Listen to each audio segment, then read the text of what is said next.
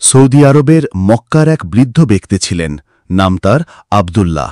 বয়স প্রায় ৭৫ বছর। সারা জীবন মসজিদের ইমাম ছিলেন।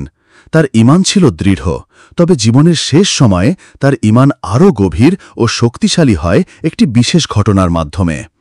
একদিন একটি আফ্রিকান যুবক হজ পালনের উদ্দেশ্যে মক্কায় আসেন। সেই যুবক জানতেন না কিভাবে সঠিকভাবে তাওয়াফ করতে হয়, নামাজ পড়তেও জানতেন না ঠিকমতো, কিন্তু তার হৃদয়ে ছিল ইসলামকে জানার অদম্য আগ্রহ। আবদুল্লাহ তাকে মসজিদে দেখতে পান এবং আগ্রহী হয়ে কাছে গিয়ে কথা বলেন। ধৈর্য নিয়ে তাকে নামাজ শিক্ষা দেন, তাওয়াফ শেখান, এমনকি কোরআনের তেলাওয়াতও শেখান। ১৫ দিনের মধ্যেই সেই যুবক এক অনন্য মুসলমান হয়ে ওঠে।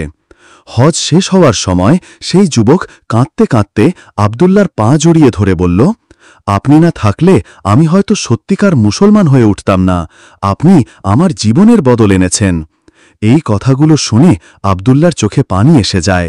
তিনি বলেন, আমি সারা জীবন মানুষকে নামাজ পড়াতে পড়াতে বুড়ো হয়েছি, কিন্তু আজ বুঝলাম কারোর হৃদয়ে ঈমান ঢোকানোটা কত বড় নেয়ামত।